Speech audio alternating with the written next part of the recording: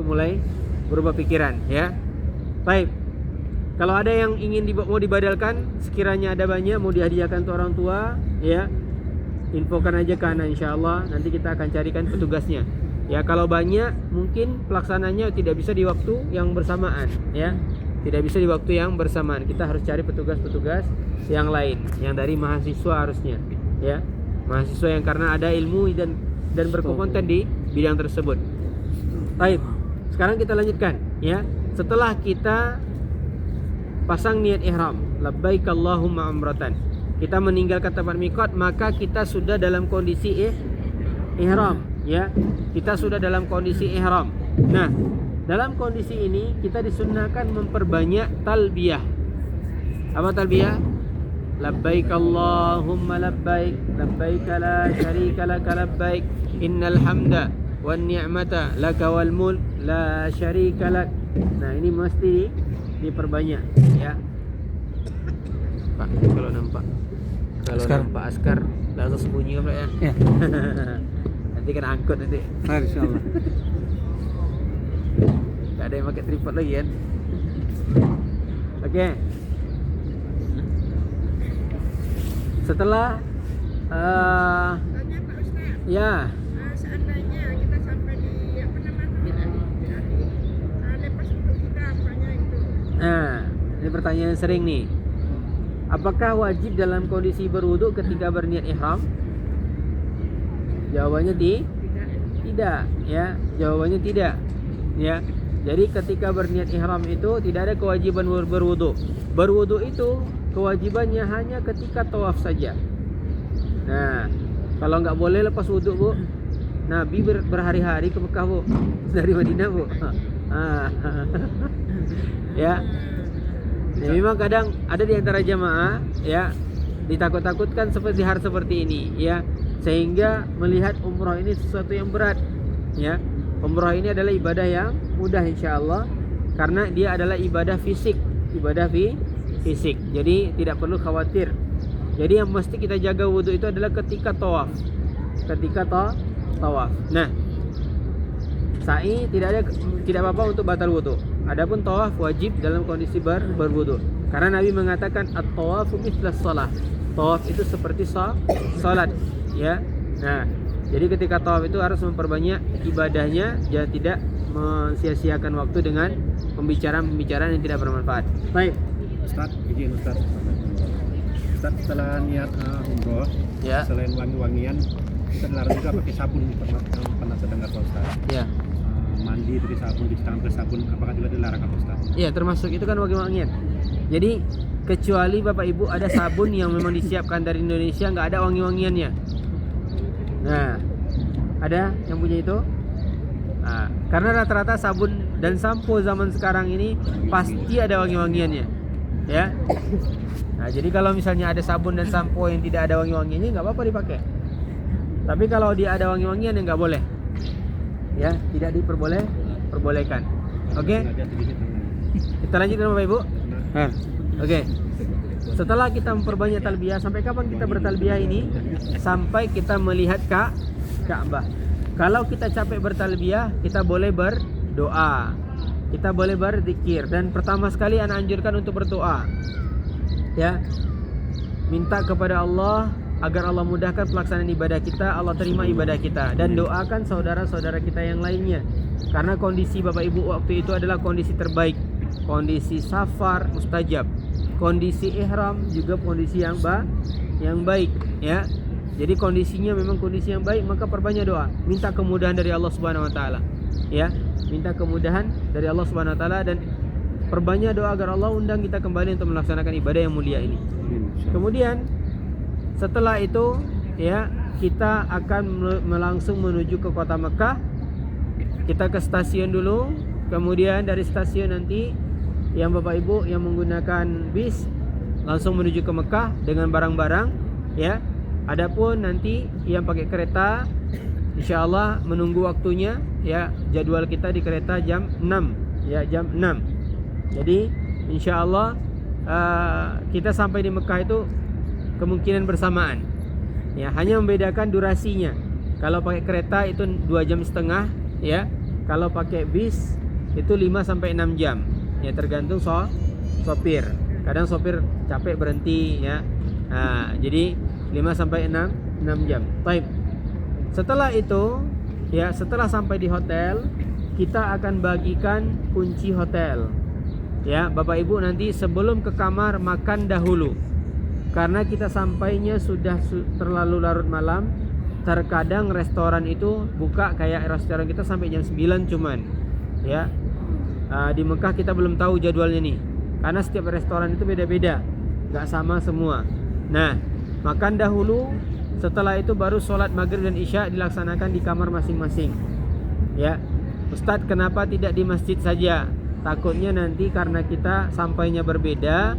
Kemudian nanti Bapak Ibu ada yang pengen langsung ke masjid, ternyata nyasar, akhirnya kita nggak jadi melaksanakan ibadah umroh, mencari orang hilang dulu.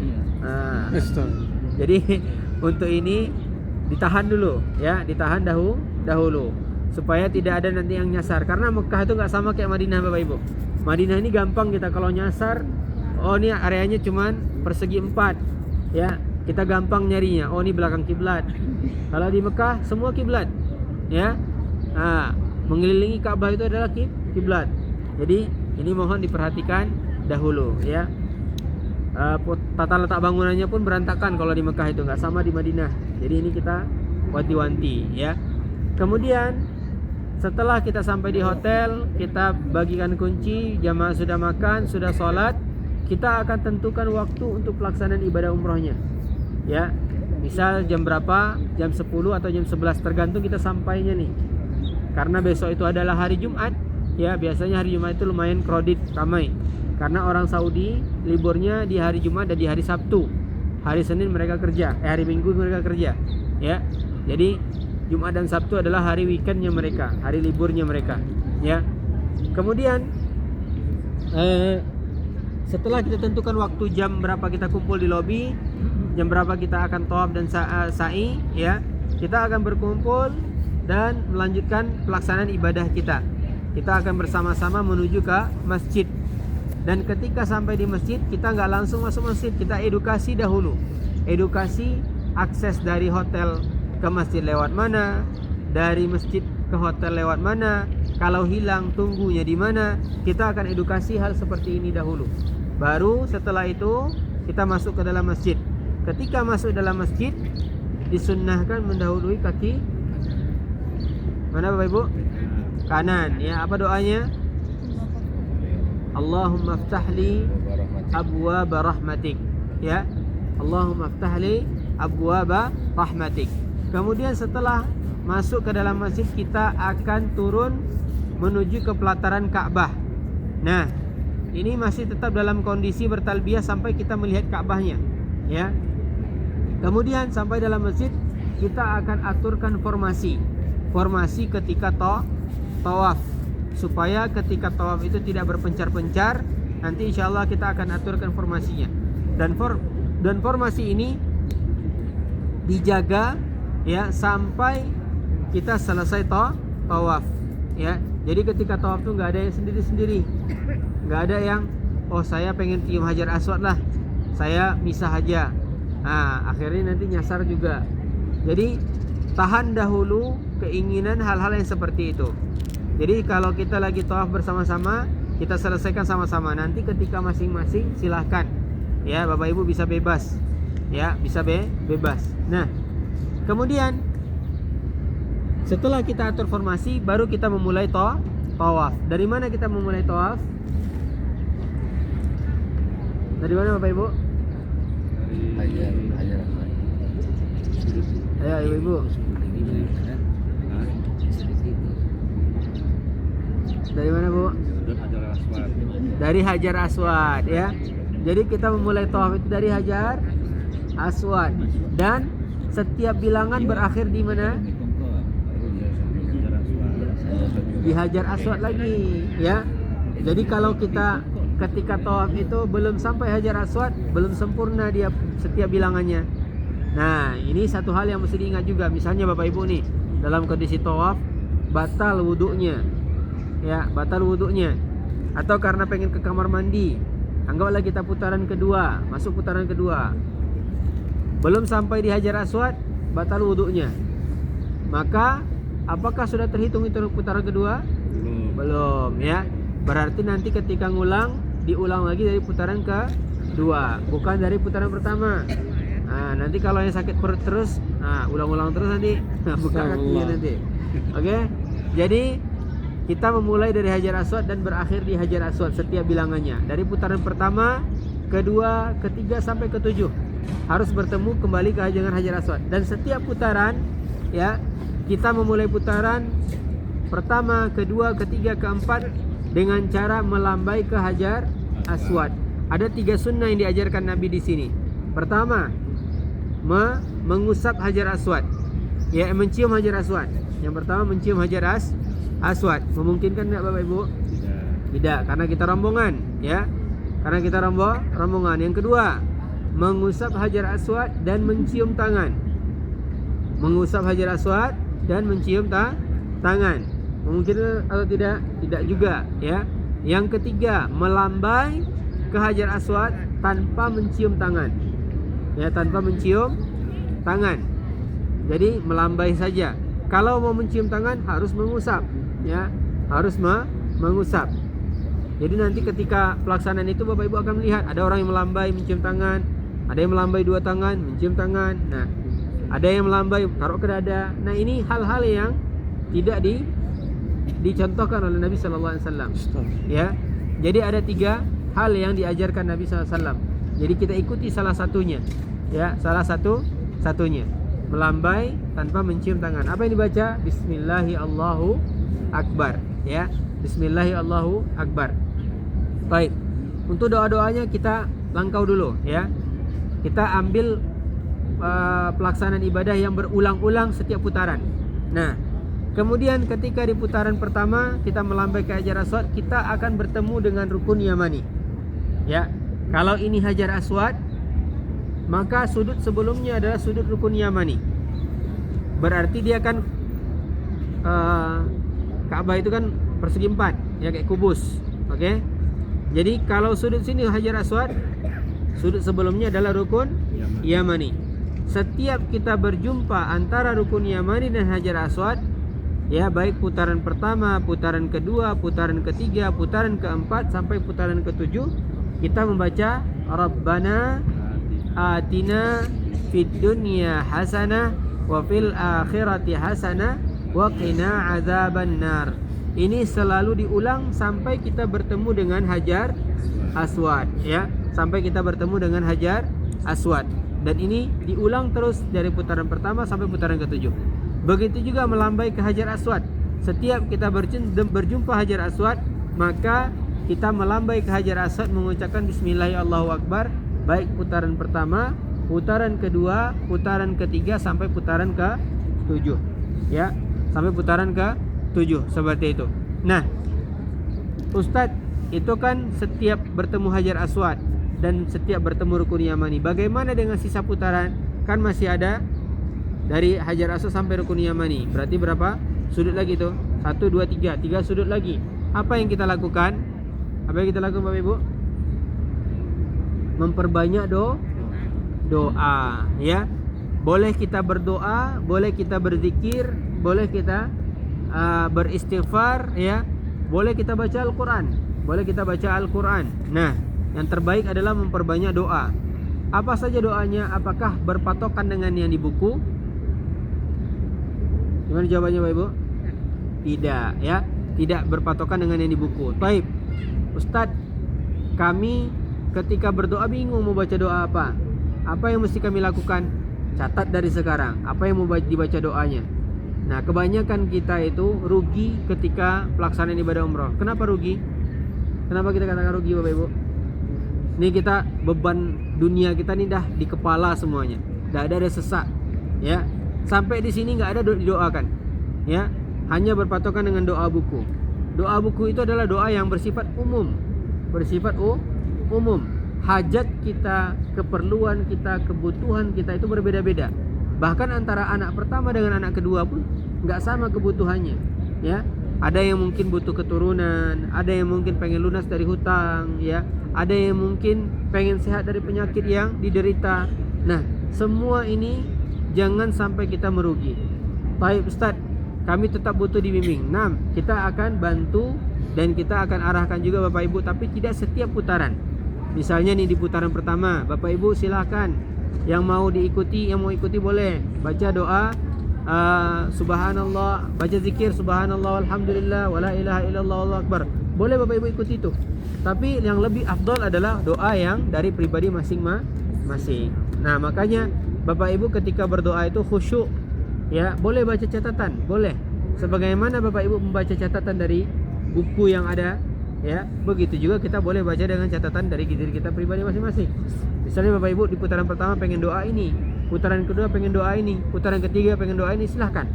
Ya, silahkan. Jadi tidak mesti berpatokan dengan di buku. Sampaikan hajat kita kepada Allah Subhanahu wa taala semuanya. Ya. Oke. Setelah kita putaran pertama, putaran kedua sampai ke putaran ketujuh. Ya. Sampai di sini ada pertanyaan dulu sebelum kita lanjutkan. Ulang lagi pada saat masalah tadi lepas itu. Kan kita akan tahu di putaran pertama lepas itu. Nah, jadi mengambil wudhu tak boleh tayamum. Oh, tidak boleh.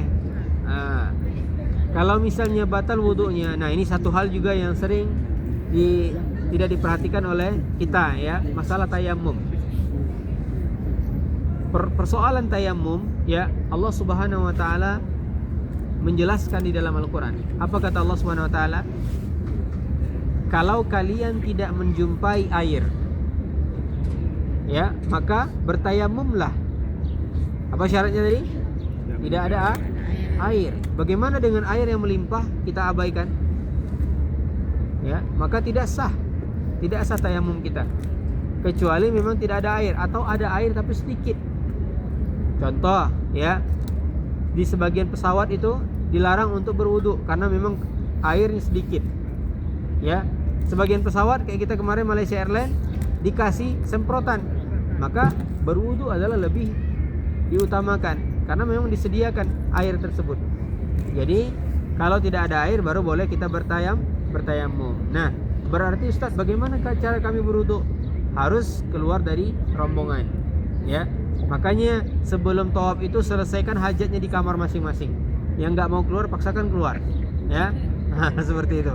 Jadi biar tawafnya lebih tenang dan berdoa kepada Allah Subhanahu wa taala agar Allah mudahkan ketika tawaf, ya. Insyaallah. Baik. Sampai sini sudah paham Bapak Ibu? Berdoa. Oke. Setelah kita tawaf 7 putaran, kita akan sholat di dekat makam Ibrahim. Ya, sebagaimana perintah Allah Subhanahu wa taala, "Wattakhidhu mim maqami Ibrahim musalla." Dan jadikanlah makam Ibrahim itu adalah tempat sholat. Maka kita akan sholat dekat makam Ibrahim. Dan terkadang kondisi yang ramai tidak bisa kita sholat dekat makam Ibrahim, ya. Maka kita cari tempat yang lapang, yang longgar. Dan kita sholatnya 2 rakaat. Rakaat pertama membaca apa?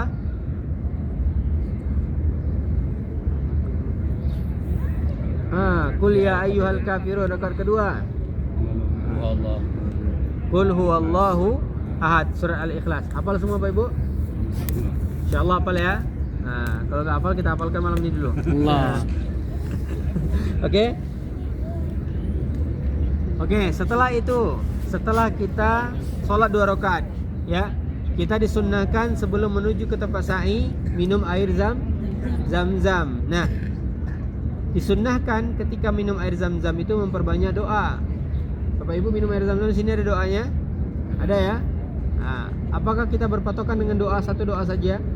Terkadang jamaah hanya berpatokan dengan doa Allahumma inni as'aluka ilman nafi'an wa rizqan wasi'an wa shifaan min kulli da'.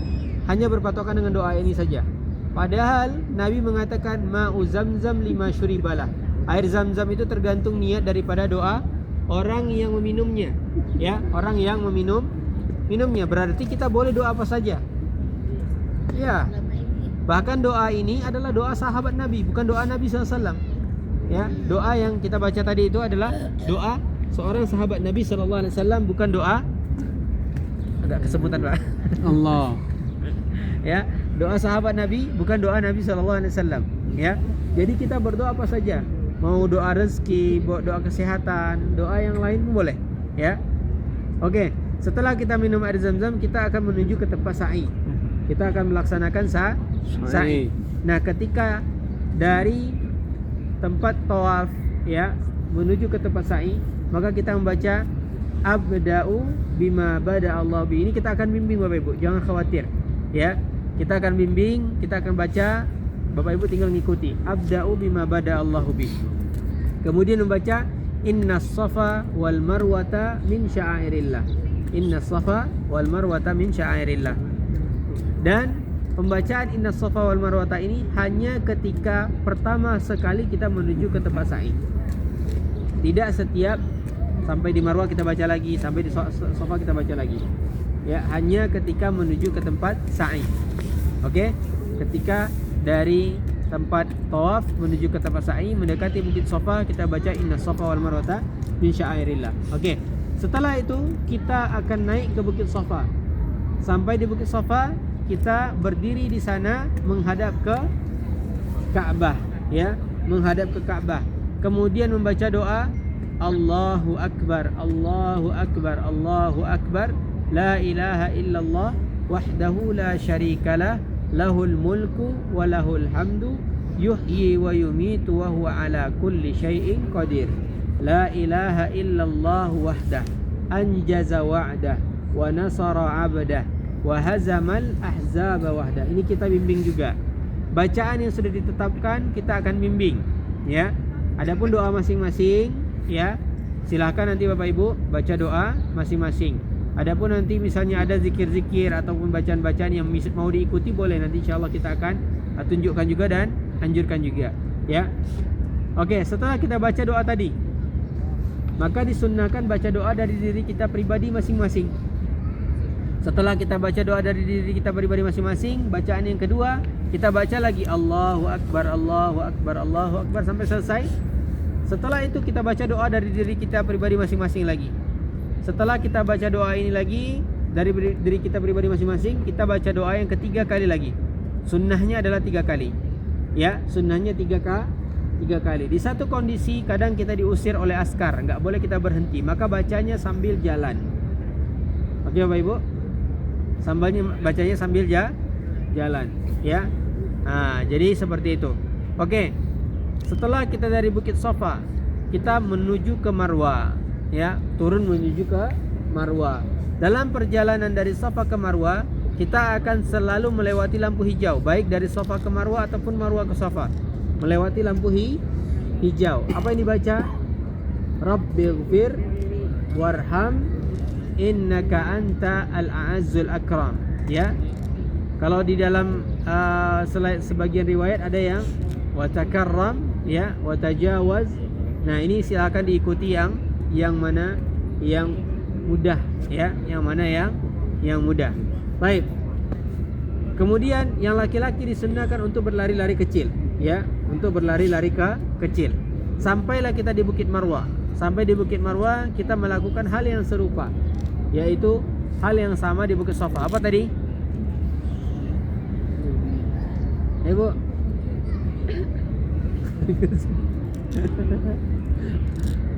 Menghadap ke kiblat, membaca Allahu Akbar, Allahu Akbar, Allahu Akbar. La ilaha illallah wahdahu la syarikalah, lahul mulku wa lahul hamdu, yuhyi wa yumitu wa huwa ala kulli syai'in qadir. La ilaha illallah wahda, anjaza wa'da wa nasara 'abda wa hazamal ahzaba wahda. Diulangi berapa kali tadi? 3 kali. Di antara setiap bacaan doa dari pribadi masing-masing. Nah, tata caranya sama, jumlahnya sama. Setiap kita di Marwah, setiap kita di Safa, ya. Oke?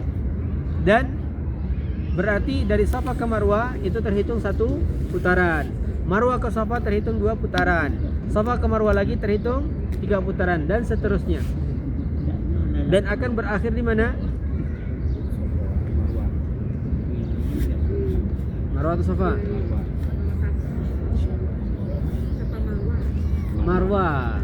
Ya. Karena dia ganjil, ya. Kan kita Safa mulai dari 0, start 0. Sampai di Marwah berapa? 1. Marwah ke Safa. Safa berapa? 2. Safa ke Marwah lagi. Marwah berapa? 3. Berarti Marwah itu selalu ganjil. 1, 3, 5, 7. Nggak akan dia bertukar. Ya. Oke. Bentar Sakram. Di jadwal roda ibu-ibu. Bentar. Nah. Oke. Nah. Kemudian ini setelah ini yang ibu-ibu yang ada roda silakan langsung ikut Sakram ya. Kita akan lanjutkan yang lainnya. Oke. Bentar Bu, telah selesaikan dulu. Ya. Apa tadi? Safa Marwah. Safa Marwah ya. Kemudian dari Safa ke Marwah itu kan jauh. Ya, Safa ke Marwah itu lumayan jauh. Apa yang kita lakukan? Memperbanyak doa. Dan ini adalah tempat yang paling mustajab. Ya. Makanya ini sesuatu yang sering dilalaikan jamaah. Jamaah itu karena kondisi udah capek, maka mereka juga sudah capek untuk berdoa. Jadi padahal ini adalah tempat yang paling mustajab untuk berdoa. Memperbanyak doa lebih dianjurkan di sini. Ya. Karena ini mengenang bagaimana perjuangan Hajar ketika mencari air, ya, mencari air. Dan sa'i ini adalah berkaitan dengan perjuangan kita, tawakal kita kepada Allah Subhanahu wa taala. Ya. Nah, kemudian setelah selesai kita 7 putaran, maka kita tutup dengan tahallul. Tahallul itu adalah bercukur untuk laki-laki, ya, atau memendekkan rambut. Dianjurkan dan disunnahkan untuk bercukur supaya dapat 3 doa Nabi SAW. Adapun perempuan memotong seruas jari, ya, seruas jari. Dan kita anjurkan untuk dilaksanakan di kamar, tidak di luar area sa'i. Kenapa demikian? Karena kita sudah berusaha nih menjaga supaya ibadah kita maksimal. Ternyata pas sa'i kita singkap aurat kita. Nah, ini yang sering terlalaikan. Ya, jadi mohon untuk ibu-ibu dianjurkan di kamar. Boleh di mana saja boleh. Kalau tidak nampak aman. Tapi kalau misalnya nampak, ya akhirnya kita menyingkap aurat kita kepada orang lain. Oke. Yang ibu-ibu jadi gak apa-apa. Yang penting seruas jari. Diambil semampunya. Oke.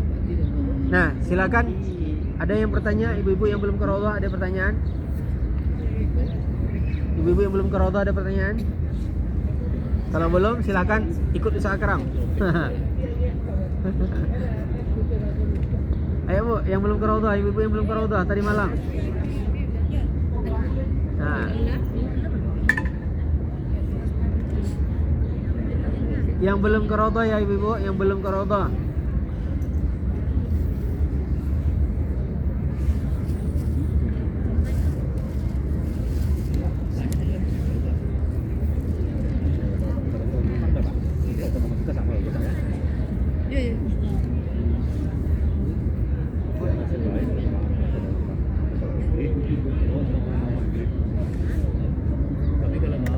Oke. Adapun bapak-bapak, ya insya Allah kita akan cari tempat barbershop ya terdekat, tempat cukur terdekat. Biasanya biayanya 10 real. Ya. Sebelum itu mungkin sebelum ibu-ibu bubar, Anda mau bertanya dulu, ada yang butuh kursi roda ketika tawaf sa'i, mau didorong?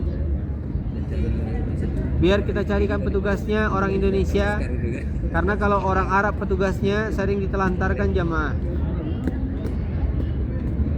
Nah, orang Indonesia petugasnya biasanya biayanya 350 real. Itu dijemput ke hotel, diantar lagi ke hotel. Oke, kalau ada nanti infokan ya Bapak Ibu ya. Nah, setelah kita bertahallul ya, setelah itu kita istirahat kosong sampai di hari berikutnya. Jadi hari Sabtu kita tidak ada kegiatan insyaallah. Kan kita melaksanakan umrahnya Jumat, Sabtu tidak ada kegiatan ya. Dengan demikian selesai pelaksanaan ibadah umrah kita ya. Oke, Bapak Ibu ada pertanyaan terkait umrah kita? Ada yang kurang jelas?